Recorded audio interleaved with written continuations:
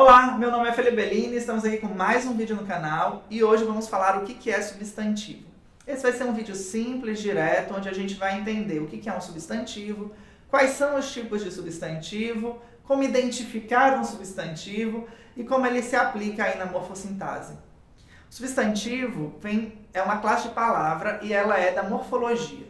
Basicamente, o substantivo significa substancial no latim e vai nos dar palavras, nomes de palavras. Então, o substantivo ele nomeia seres, nomeia objetos, nomeia lugares, nomeia sentimentos, tudo que eu posso ver, sentir e imaginar.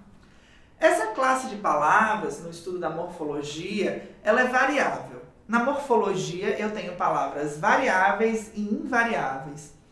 E ela é variável porque ela se modifica, os substantivos se modificam de acordo com o gênero, com a quantidade e com o grau do substantivo. Perceba, eu tenho menino. Menino é do gênero masculino. Se eu quiser variar, se for uma pessoa do sexo feminino, eu vou dizer menina. Eu posso também variar de acordo com o número. Se for mais que uma menina, meninas. Se for apenas um, menino. Então eu modifico o gênero e modifico a quantidade. Também eu posso modificar o grau. O grau é o diminutivo e aumentativo que a gente vê lá na escola. Então eu posso falar meninona ou eu posso falar menininha. Quando eu faço essas variações, eu vou adequando à necessidade e situação. O que quer dizer que o substantivo ele é situacional. Eu observo o ser, observo a situação do ser, eu identifico e eu modifico essa palavra de acordo com a situação. Basicamente, eu posso ter mais que uma variação. Por exemplo, ainda falando de meninos e meninas, se não é um menino, é uma menina. Variei o gênero. Se é mais que uma menina, meninas. Se são meninas grandes, meninonas. E daí eu tenho um aglomerado de variações extremamente tranquilo. Como é que eu estudo isso? Eu pratico. Pegue diferentes substantivos, vá assinalando e na medida que você for fazendo, vai dar muito certo.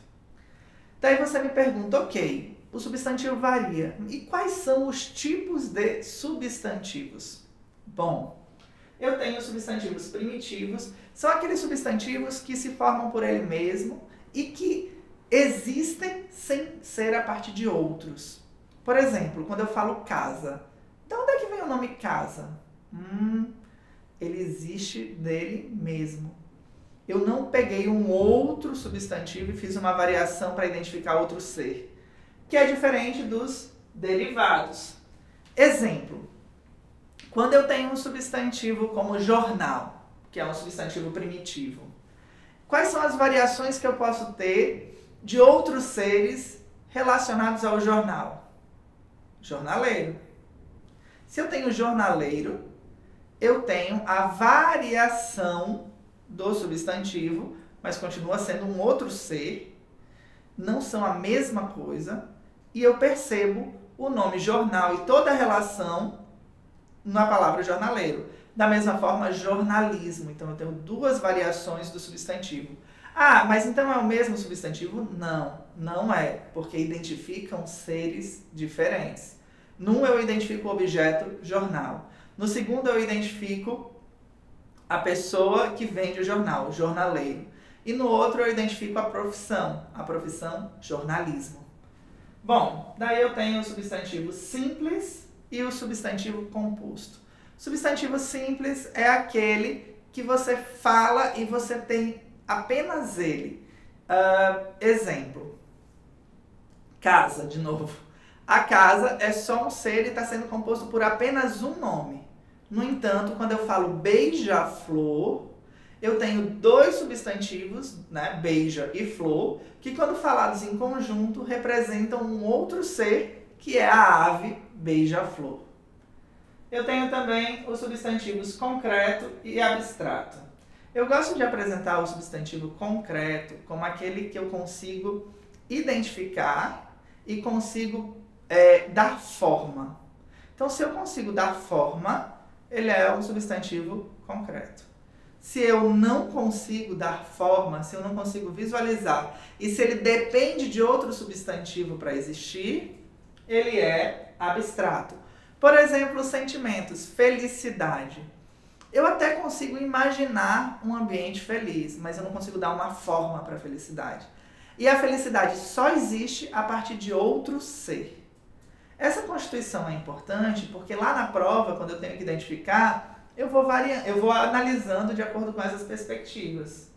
Por fim, substantivos coletivos, que é o nome que se dá, né, para os substantivos que representam um grupo ou uma categoria. Então, se eu estou falando colmeia, o nome do substantivo comum, abelha. Mas quando eu falo do conjunto, eu uso o substantivo coletivo, colmeia. E daí eu tenho vários, alcateia, biblioteca e assim vai.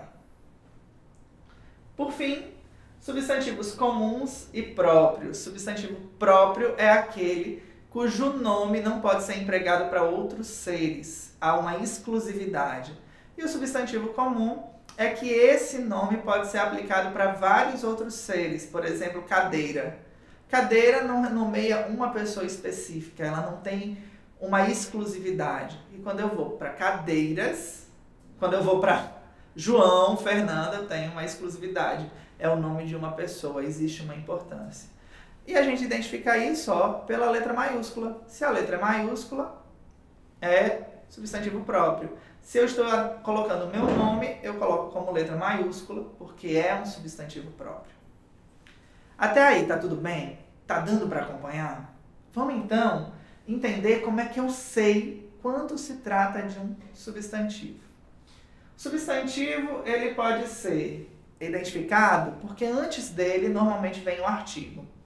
Esse é o que dizem macete, mas não é um macete. O artigo ele está ali exatamente para expor e identificar o gênero e a quantidade do substantivo. No entanto, além disso, o que eu preciso saber para identificar um substantivo é que ele dá nome a coisas. Então, se eu perceber que aquele item é o nome de um objeto, é o nome de uma pessoa, é o nome de um local, ele é um substantivo. Por último, eu tenho uma análise morfossintática. Quando eu parto para a morfossintase, que nada mais é do que o estudo das formas aplicadas ao uso delas, eu tenho como identificar porque ele aparece como núcleo do sujeito, ou núcleo do complemento verbal, ou núcleo do agente da passiva. O substantivo, normalmente, é o núcleo do agente dessas frases ou de quem sofre a ação. Ele é o sujeito ou ele é o objeto. E isso é muito importante para a gente resolver provas. Opa, li uma frase que não tem substantivo, mas tem sujeito. Claro, os sujeitos também podem ser representados pelos pronomes. O mais importante desse vídeo é entender o que é esse substantivo e a função, e daí você pode aprofundar seus estudos. Eu espero que você tenha gostado desse vídeo, espere outros vídeos como estes aqui no canal, dê sugestões, comentem o que vocês gostaram e o que não gostaram, e vamos em frente. Até a próxima. Tchau, tchau.